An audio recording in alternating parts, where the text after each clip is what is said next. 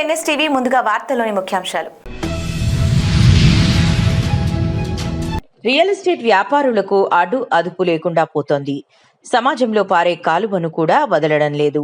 మేడ్చల్ జిల్లా మూడుచింతలపల్లి మున్సిపాలిటీలోని చిన్న పర్వతాపూర్ రెవెన్యూకు ఆనుకుని ఉన్న పోతారం ఇరిగేషన్ కాలువ కనుమరుగైపోతోంది. కొందరు రియల్టర్లు లేఅవుట్లు అభివృద్ధిలో భాగంగా రాత్రులు వాగులో టిప్పర్లతో మట్టి బండరాళ్లు డంప్ చేసి కాలువను కనబడకుండా చేస్తున్నారని పలు విమర్శలు వినిపిస్తున్నాయి. చిన్న పర్వతాపూర్ రెవెన్యూ పరిధిలో ఉన్న పోతారం వాగును రియల్ ఎస్టేట్ వ్యాపారులు అక్రమంగా బండరాళ్లు మట్టి వేసి కాలువను కబ్జా చేసిన ఘటన కలకలం రేపుతోంది. సహజంగా నీటి ప్రవాహానికి మార్గమైన వాగును బండరాళ్లు మట్టితో కప్పి రియల్ ఎస్టేట్ అనే పేరుతో భూసేకరణ ప్రయత్నిస్తున్నారని గ్రామస్తులు ఆరోపిస్తున్నారు.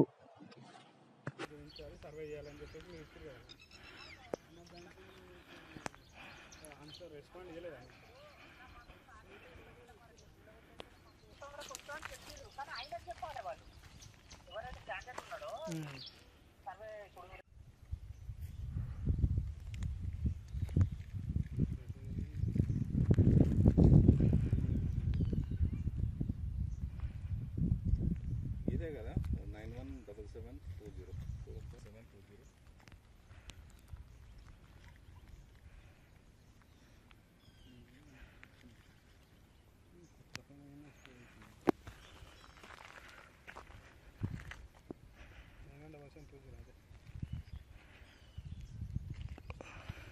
సరేనా మరి ఐడియా ఉందా? 14 అనుకుంటా.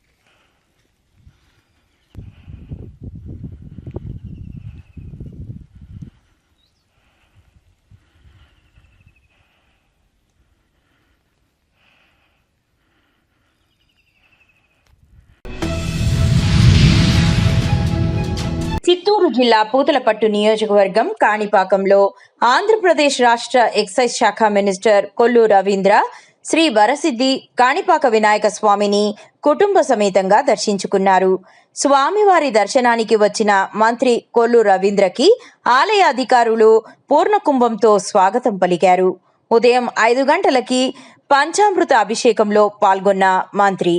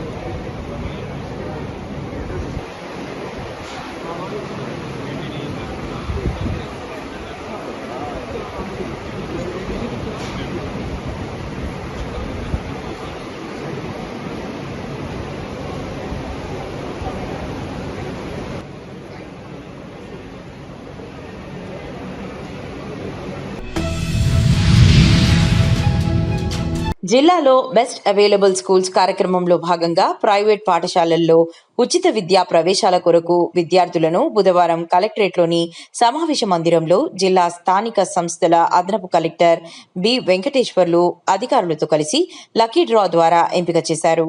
ఈ కార్యక్రమంలో భాగంగా అదనపు కలెక్టర్ మాట్లాడుతూ వెనుకబడిన కులాలు విద్యార్థులకు ప్రైవేట్ పాఠశాలల్లో కార్పొరేట్ విద్యను అందించాలన్న లక్ష్యంతో ప్రభుత్వం బెస్ట్ అవైలబుల్ స్కూల్స్ లో ఉచిత ప్రవేశ సౌకర్యాన్ని కల్పించిందని అన్నారు.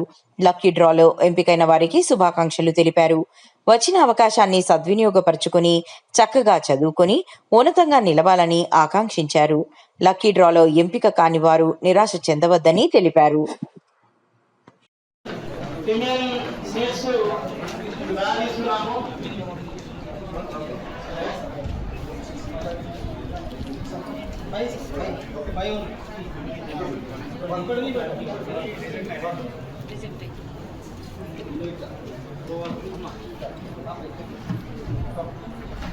మహిళా నైనిత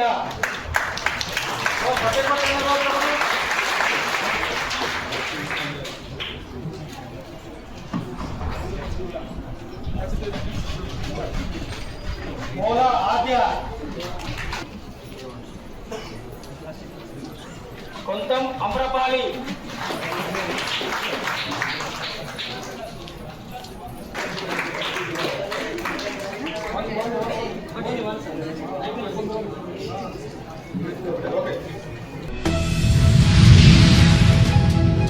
డాక్టర్ బిఆర్ అంబేద్కర్ కోనసీమ జిల్లా ఆత్రేయపురం మండలం ర్యాలీ ప్రభుత్వ ఆసుపత్రిలో అన్నపూర్ణ చారిటబుల్ ట్రస్ట్ ఆధ్వర్యంలో గర్భిణీ స్త్రీల ఆరోగ్య పరిరక్షణ మరియు పోషక ఆహారంపై అవగాహన కార్యక్రమంలో ముఖ్య అతిథిగా డాక్టర్ ఎస్ సాయి కిరణ్ మరియు డాక్టర్ టి వినీత హాజరై గర్భిణీ స్త్రీలు తీసుకోవాల్సిన జాగ్రత్తలు, సమతుల ఆహారం, ఆరోగ్యకర జీవన విధానంపై పలు విలువైన సూచనలు చేశారు.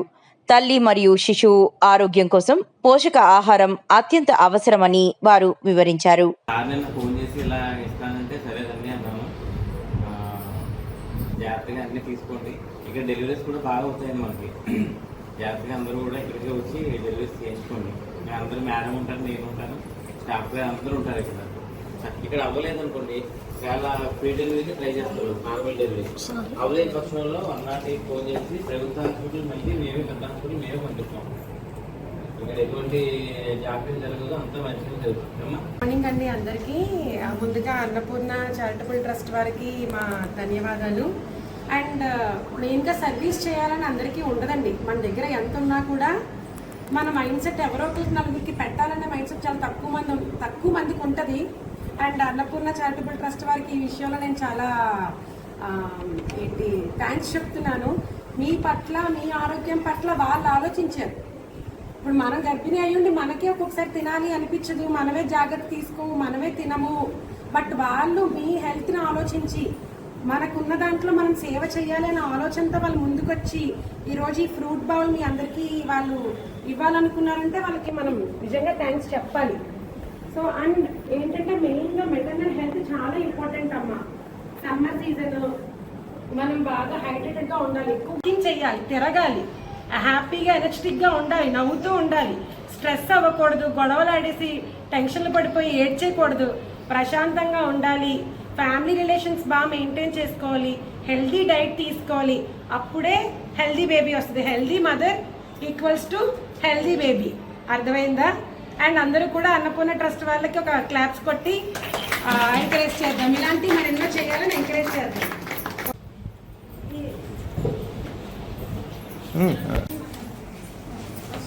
పూర్ణ అది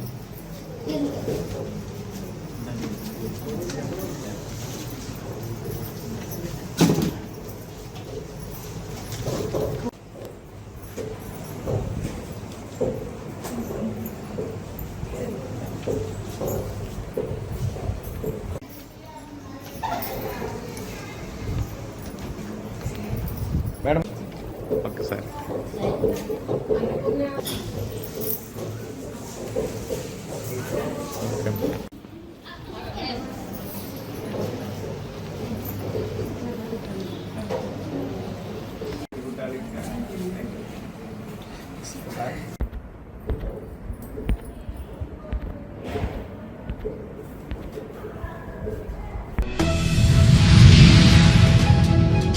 పలమనేరు మున్సిపాలిటీలో పారిశుద్ధ్య కార్మికుల సామర్థ్య వృద్ధి, నైపుణ్యాభివృద్ధి కోసం ప్రత్యేక శిక్షణ కార్యక్రమం నిర్వహించారు. స్వచ్ఛాంధ్ర కార్పొరేషన్ ఆధ్వర్యంలో knowledge partner All India Institute of Local Self Government సహకారంతో ఈ కార్యక్రమం ఘనంగా జరిగింది. కార్యక్రమానికి municipal commissioner Shri NV Ramanareddy ముఖ్య అతిథిగా హాజరై శిక్షణ కార్యక్రమాన్ని ప్రారంభించారు. Manager Khader Moiddin, assistant engineer Sirisha, sanitary supervisor Babureddy పాల్గొన్నారు. ఇక్కడ All India Local Self Governments నుండి టీం వచ్చారు. ఆ టీం చెప్పేవి అన్నీ చెప్పి ఎవరికైనా అర్థం కాకపోతే ఏమైనా డౌట్స్ ఉన్నా ఫ్రీగా అడగండి, మళ్ళీ కావాలంటే ఎక్స్ప్లెయిన్ చేస్తారు. ఇవన్నీ మీరు మంచిగా వింటేనే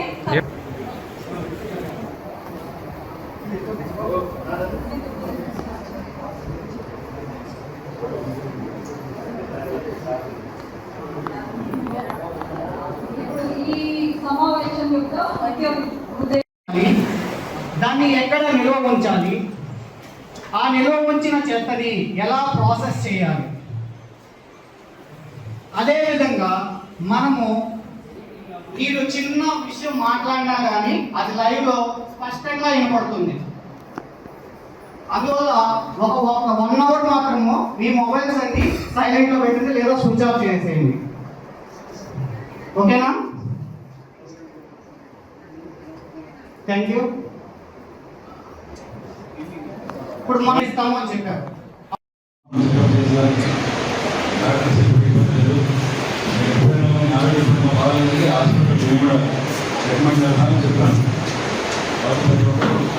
మన ఆరోగ్యం చూసుకొని తర్వాత సదనంలో పారిశుద్ధ్య కార్యక్రమం. Thank you sir. మన రాష్ట్ర ప్రభుత్వం పారిశుద్ధ్య కార్మికులు దృష్టిలో పెట్టుకొని అలాగే మనకు గౌరవ ముఖ్యమంత్రి గారు ప్రతి 3వ శనివారం స్వర్ణాంధ్ర సత్యాల భాగంగా ఆయన ప్రతి మున్సిపాలిటీలో విజిట్ చేస్తున్నారు. మనకు గవర్నమెంట్ తరఫున అవేర్నెస్ ట్రైనింగ్ మనకు తీసుకోవాల్సిన వర్కర్ల యొక్క ప్రాధాన్యత, అలాగే మనకు ఫీల్డ్ లెవెల్లో ఉన్నటువంటి ఏ విధంగా మనం మల్కాజ్గిరిలో ఓ దారుణ ఘటన చోటు చేసుకుంది. భార్యపై అనుమానంతో భర్త రివాల్వర్తో కాల్చి హత్య చేసినట్లు ప్రాథమిక సమాచారం. మృతురాలు నిషారాణిగా గుర్తించారు. నిందితుడు అరుణ్ 6 నెలల క్రితం అంబర్పేట పోలీసులకు అక్రమంగా రివాల్వర్ కలిగి ఉండగా పోలీసులకు పట్టుబడ్డాడు. ఆ కేసులో కొంతకాలం జైలు శిక్ష అనుభవించిన అనంతరం ఇటీవలే బెయిల్పై బయటకు వచ్చినట్లు సమాచారం. అరుణ్ తన మొదటి భార్యకు విడాకులిచ్చి ఆమె సొంత చెల్లెలైన నిషారాణిని 5 ఏళ్ల క్రితం యాదగిరిగుట్టలో వివాహం చేసుకున్నాడు. అయితే కొంతకాలంగా భార్యపై అనుమానం పెంచుకున్న అరుణ్ అదే కారణంతో ఈ ఘాతకానికి పాల్పడినట్లు తెలుస్తోంది. ఈరోజు మార్నింగ్ 5:30, 6 o'clockలో మాకు డైరెక్ట్ కాల్ వచ్చేసింది. అందులో మారుతి నగర్లో ఒక ఫైర్ అయిపోయి ఒక లేడీ చనిపోయిందని చెప్పగానే ఇమ్మీడియట్గా మా పెట్రోల్ కారు రీచ్ అయింది. అది కన్ఫర్మ్ చేసుకోగానే ఇన్ఫార్మ్ చేసేస్తే ఇన్స్పెక్టర్ సత్యనారాయణ ఇమీడియట్గా రీచ్ అయ్యాడు. అతను స్పాట్ చూసిన తర్వాత సీనియర్ ఆఫీసర్లకు ఇన్ఫార్మ్ చేయడం జరిగింది. మీన్వైల్ నేను, మా డీసీపీ మల్కాగిరి శ్రీధర్ సార్ అందరూ కూడా మారుతి నగర్ సీన్ ఆఫ్ ఈవెంట్స్కు రావడం జరిగింది. వచ్చిన తర్వాత అబ్జర్వ్ చేస్తే అక్కడ ఫైరింగ్ అయింది. అక్కడ 3 రౌండ్ల ఎంటీ కార్ట్రిడ్జ్ పడిపోయినాయి. పూల్ ఆఫ్ బ్లడ్లో ఉన్నది అమ్మాయి, హెడ్ ఇంజరీ అయి ఉన్నది. తెలుసుకుని భర్త అక్కడ ఏం లేడు. అయితే అరుణ్ వాళ్ళ మదర్ లక్ష్మమ్మ ఆమెను ఎగ్జామ్ చేసేస్తే మార్నింగ్ 5 o'clock అట్లా చప్పుడిని పడితే అత్తమ్మ అన్నట్టు ఆమె అక్కడ రీచ్ అయ్యేలోపే సౌండ్ వచ్చేసింది. ఆమెకు సౌండ్ విన్నది. ఆమె పోయి చూసేవారికి అక్కడ పడిపోయినది. అరుణ్ అక్కడ పారిపోయినప్పటికీ వెళ్ళాడు. భార్యపై అనుమానం ఉన్నట్టు తెలిసింది. కానీ ఎందుకు ఎక్కడ అనేది ఎగ్జాక్ట్ కాజ్ అనేది మేము అరెస్ట్ చేయగలిగితేనే చెప్పేస్తాము, ఇమీడియట్గా అరెస్ట్ చేస్తాం. దాని గురించి ఒక 3 టీములు ఫామ్ చేసాము. ఎంత తొందరలో పట్టుకుంటూ చెప్పి సమాజ శ్రేయస్సు కోసం పనిచేసే జర్నలిస్టులపై అనుచిత వ్యాఖ్యలు చేస్తే చట్టపరంగా చర్యలు తప్పవని ఏపీయూడబ్ల్యూజే నాయకులు హెచ్చరించారు. మంగళవారం రాజంపేట ఆర్ఎండ్బి కార్యాలయంలో వీరు సమావేశమై ఇటీవల జర్నలిస్టులపై వ్యక్తిగత దూషణలకు దిగిన వారిని ఏపీయూడబ్ల్యూజే యూనియన్ నాయకులు ఖండించారు. ఈ సందర్భంగా వారు మాట్లాడుతూ రాజంపేటలో రాజకీయ నాయకులు, కుల సంఘాల నాయకులు, అధికారులు జర్నలిస్టులను బెదిరించాలని, నూతన వరవడికి శ్రీకారం చుడుతున్నారేమోనని సందేహం వెలుబుచ్చారు. రాజకీయ నాయకులకు, అధికారులకు వారు నిర్వహించే కార్యక్రమాలను ప్రజల్లోకి తీసుకొని పోవడమే కర్తవ్యంగా జర్నలిస్టులు పనిచేస్తున్నారని ప్రతి ఒక్కరూ గుర్తుంచుకోవాలని అన్నారు.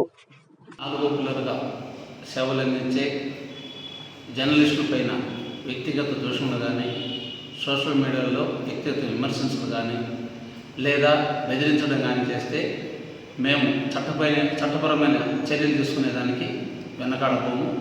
ఇప్పటికే పలుమార్లు హెచ్చరించాము. రాజంపేటలో నూతనంగా కొత్త ఒరవడి ఈ మధ్యకాలంలో స్టార్ట్ అయింది.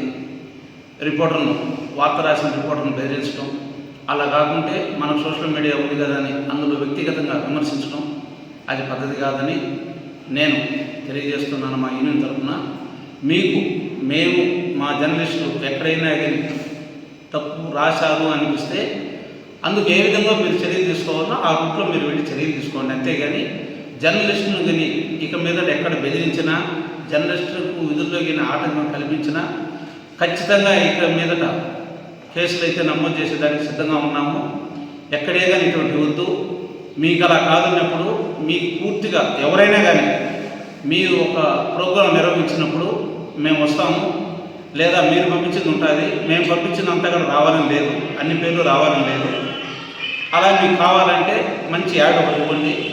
దాంట్లో A-Z మీ ఫోటోలతో పాటు మీ పేరుతో పాటు ఏ దినపత్రిక ఇస్తే వాళ్ళందరూ కూడా ప్రచురణ చేసేదానికి ప్రతి ఒక్కరూ సిద్ధంగా ఉన్నారు. ఇలా కాకుండా మా ఫోటోనే కావాలా, మా పేరు రాలేదు అని చెప్పి దాని వ్యక్తిగతంగా అది ఒక సంఘాలు కావచ్చు, పార్టీలు కావచ్చు, లేదా అధికారులు కావచ్చు, ఎవరైనా జర్నలిస్టు జోలికి వస్తే సహించేది లేదని యూనియన్ తరఫున మరీ చెప్తున్నాను. కేసులు అయితే నమోదు చేస్తాం. ఇదే ఫస్ట్ అండ్ లాస్ట్. రాజంపేటలో ఇక మీదట ఏ జర్నలిస్టు పైన కానీ బెదిరింపులకు వచ్చినా, వాట్సాప్ గ్రూపుల్లో వ్యక్తిగతంగా పోస్టులు పెట్టినా, వ్యక్తిగతంగా పోస్టులు చేసినా ఖచ్చితంగా కేసులు నమోదు చేసి ఇబ్బంది పెడతామని కూడా తెలియజేస్తున్నాను. నిన్న ఆదివారం జరిగిన బోయినపల్లిలో వజ్ర ఆత్మీయ సమావేశానికి మా రిపోర్ట్ ఒక సాయంకాలం పద్ధతిలో వచ్చిన ఘటనకు సంబంధించి కొందరు వజ్ర సంఘం నాయకులు రిపోర్టర్పై విమర్శ చేశారు. ఈ విమర్శకి సరైన పద్ధతి కాదని మేము అభిప్రాయం చేస్తున్నాము. జరిగిన సంఘటన వాస్తవాలు జరిగి ప్రోగ్రాం జరిగిన తర్వాత ఒక ప్రెస్ నోట్ రిలీజ్ చేయాలి.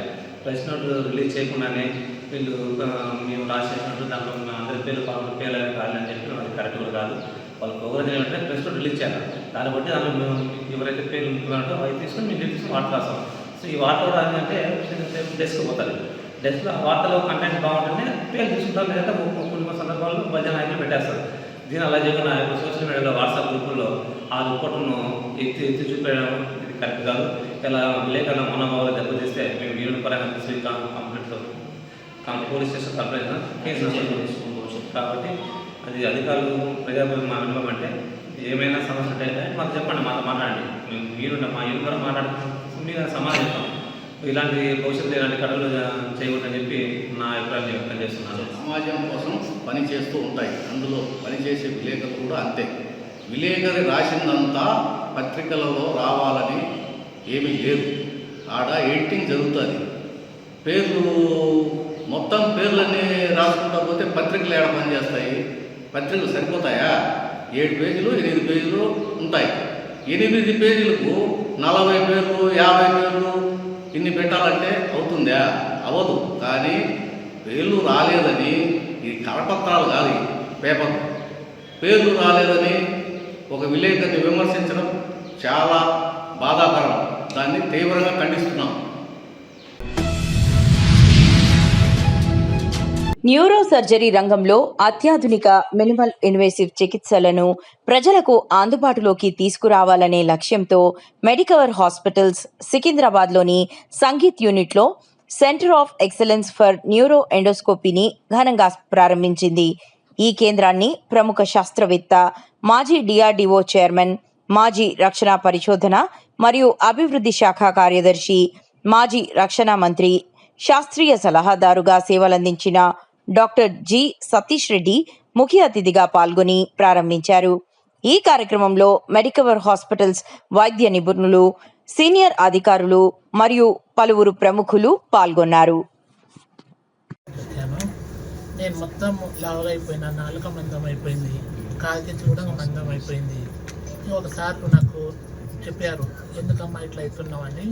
ఒక దగ్గర నేను టెస్ట్ చేపిస్తే ఇట్లా వెళ్ళింది బ్రెయిన్ ట్యూబ్ అని. కానీ భయం అయింది నాకు. ఇక సార్ ఏమన్నా మా వాళ్ళు తెలిసిన వాళ్ళ దగ్గర నేను సలహా తీసుకుంటే రమేష్ సార్ పేరు చెప్పిండ్రు. సార్ దగ్గర వచ్చి నేను మంచిగా సలహా తీసుకుంటే సార్ నాకు ధైర్యం చెప్పి బ్రెయిన్ ట్యూబ్ది ఆపరేషన్ చేసిండ్రు 22 తారీఖు నాడు. ఇప్పుడు ఆయన చేసినప్పటి నుంచి నాకు అంతా కొంచెం మంచిగా అనిపిస్తుంది. ఆయనకు ధన్యవాదాలు రమేష్.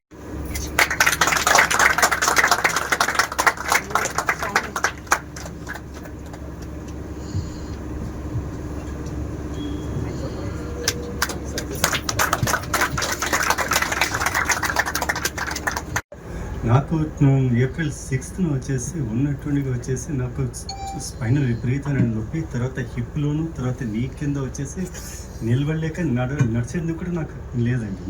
నిలబడలేను కూడా, నాకు అంత పెయిన్ ఉండేది. కానీ పడుకున్నప్పుడు ఒకటి రిలాక్స్గా ఉండేది, కానీ లేలేకపోతున్నాను, నడచలేకపోతున్నాను, చాలా సఫర్ అయినాను. బట్ అక్కడి నుండి నేను రైల్వే ప్రాసెస్ త్రూ వచ్చేసి నాకు డాక్టర్ మురళీమోహన్ గారు వచ్చేసి నేను ఒక డాక్టర్ దగ్గర పంపిస్తాను, చాలా ఎక్సలెంట్ అన్నారు. బట్ ఇక్కడ వచ్చిన తర్వాత సార్ మాతో పాటు ట్రీట్మెంట్ చేయడమే కాకుండా మమ్మల్ని ఒక ఫ్యామిలీ మెంబర్గానే మమ్మల్ని పొలైట్నెస్గా మమ్మల్ని ట్రీట్ చేసినాడండి.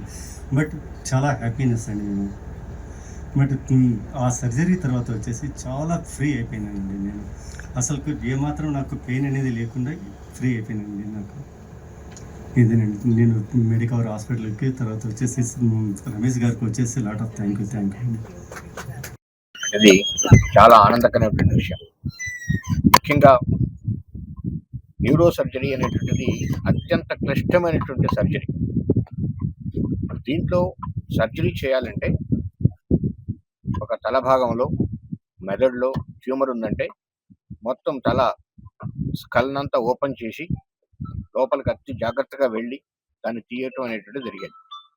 ఇప్పుడు ఎండోస్కోపిక్ సర్జరీతో అవన్నీ లేకుండా ముక్కులోంచి కానీ ఒక చిన్న రంధ్రం చేసి దాంట్లోంచి కానీ ఈరోజు వచ్చినట్టు కొత్త టెక్నాలజీతో ఎండోస్కోపీ ద్వారా 3D విజువలైజేషన్ ద్వారా నావిగేట్ చేస్తూ వెళ్ళి అక్కడ ఉన్నటువంటి ఆ చిన్న ట్యూమర్ని కానీ లేకుంటే ద్రవాన్ని కానీ ఇంకోటి కానీ తీసేయటం అనేటువంటి జరుగుతుంది.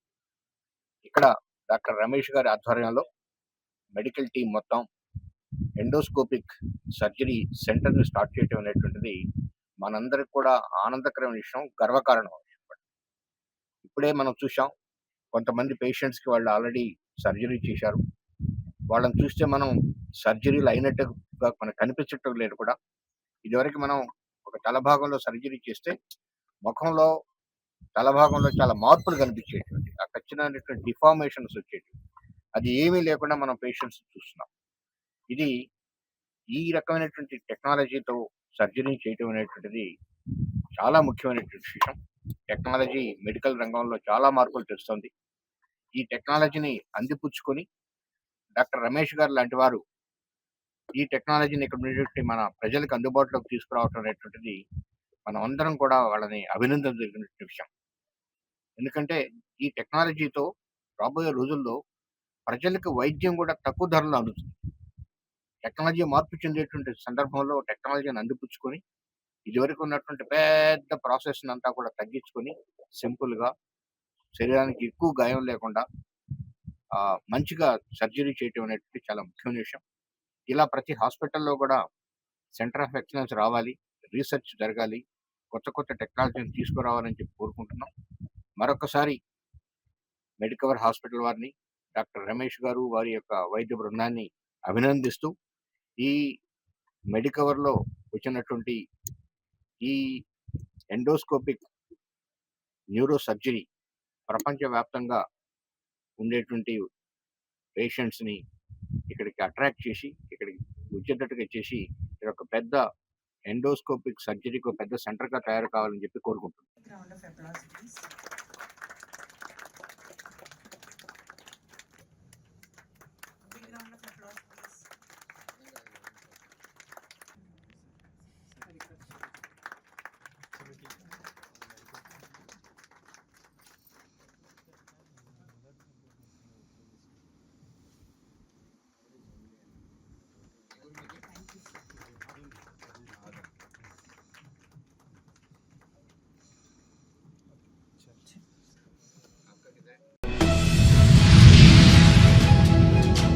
ఇటీవల విడుదలైన ఎంసెట్ రాష్ట్ర స్థాయి ఫలితాల్లో విశిష్ట ర్యాంకులు సాధించిన వేంపేట గ్రామానికి చెందిన విద్యార్థులను మార్గదర్శి కాన్వెంట్ స్కూల్ ఆధ్వర్యంలో ఘనంగా సన్మానించారు. నర్సరీ నుంచి 4వ తరగతి వరకు మార్గదర్శి కాన్వెంట్లో చదివిన విద్యార్థులు ఉన్నత ర్యాంకులు సాధించడం పాఠశాలకు గర్వకారణమని నిర్వాహకులు తెలిపారు.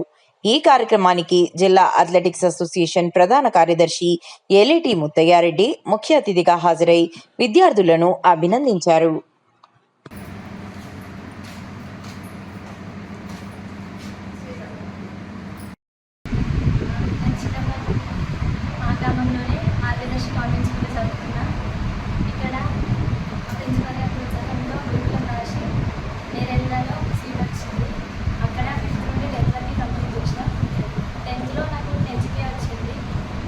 తర్వాత హైదరాబాద్లో శ్రీ చైతన్యలో చదువుకున్నాను.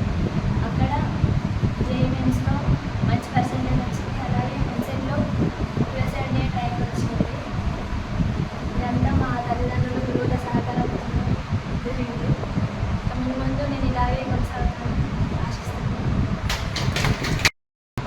నేను మా గ్రామంలో మార్గదర్శి కాన్వెంట్ హై స్కూల్లో చదువుకున్నాను. తర్వాత గురుకులం ఎగ్జామ్లో మంచి సీట్ వచ్చింది భద్రాద్రిలో. తర్వాత మళ్ళీ ఇంటర్మీడియట్ హైదరాబాద్లో ఇన్ఫ్లుయెన్స్ కాలేజ్లో చేసినాం. అందులో ఎంసెట్లో 1166 ర్యాంక్ వచ్చింది. ఫ్యూచర్లో కూడా మంచి స్థాయిలో ఉంటుందని ఆశిస్తున్నాను. గ్రేటర్ వరంగల్ 46వ డివిజన్ రాంపూర్ పట్టణంలో ప్రజాపాలనలో భాగంగా వార్డు సభ నిర్వహించడం జరిగింది. ఈ కార్యక్రమంలో 46వ division contested corporator Vaskula Shankar, 46వ డివిజన్ అధ్యక్షులు Vaskula Nagaraju, Indiramma committee member Vaskula Indira Bhikshapati, irrigation department AE Prashanth, agricultural AEO Swetha, sanitary inspector Ravinder, ward officer Vijayraj, jawan Mallanna, jawan Anil, Rampur గ్రామ ప్రజలు, నాయకులు అధిక సంఖ్యలో పాల్గొని గ్రామ సభను విజయవంతం చేశారు.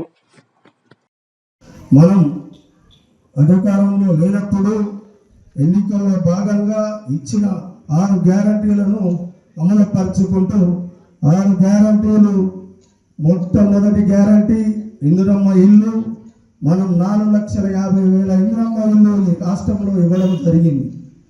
అంతేకాకుండా మనం రేషన్ కార్డులు 15 లక్షల రేషన్ కార్డులు కూడా ఇచ్చిన ఘనత మన రేవంత్ రెడ్డి గారిది, అలాగే ఉత్తమ్ కుమార్ రెడ్డి గారిది అని చెప్పేసి ఈ సందర్భంగా తెలియజేయడం జరుగుతుంది. గృహలక్ష్మి, గృహజ్యోతి, మహాలక్ష్మి పథకాలను అమలు పరుచుకుంటూ, అంతేకాకుండా మహిళా సోదరిమణులకు పావల వడ్డీ రుణాలు, అలాగే మహిళా సోదరిమణులకు పెట్రోల్ బంకులు, ఉచిత బస్సు ప్రయాణంలో మన రేవంత్ రెడ్డి గారు 10,000 కోట్లు వారికి ఉచితంగా వారు ప్రయాణం చేసినందుకు ప్రభుత్వం చెల్లించడం జరుగుతుంది ఆర్టీసీకి. అంతేకాదు మహిళలను 1,000,000 మందిని కోటీశ్వరులు చేయాలనే ఆలోచనతో మన రేవంత్ రెడ్డి గారు వారికి ఇందిరమ్మ క్యాంటీన్లే కానీ, అలాగే బస్సులు నిన్ననే 550 బస్సులను వారికి కేటాయించడం జరిగింది. ఆర్థికంగా వారు అభివృద్ధి చెందితే ఇల్లు బాగుపడుతుంది, ఇంట్లో పిల్లలు చదువుకుంటారనే ఉద్దేశంతో ఇంటిగ్రేటెడ్ స్కూళ్ళు 200 కోట్లతో ప్రతి నియోజకవర్గానికి ఇవ్వడం జరిగింది. అంతేకాకుండా స్థానిక శాసనసభ్యులు కరీం సిఆర్ గారు ఎన్నో అభివృద్ధి పదాల్లో ఈ నియోజకవర్గాన్ని నడిపించడం జరుగుతుంది. ఇక్కడ 40 ఏళ్ల అనుభవం ఉన్న మాజీ మంత్రివర్యులు కరీం సిఆర్ గారు ఇంటర్నేషనల్ స్టేడియం ఉనికిచెర్లలో ఏర్పాటు చేయడానికి వారు ప్రత్యేక చొరవ తీసుకోవడం జరిగింది. అంతేవిధంగా మన వర్ధనపేట నియోజకవర్గానికి వచ్చినట్టయితే మనం విమానాశ్రయాన్ని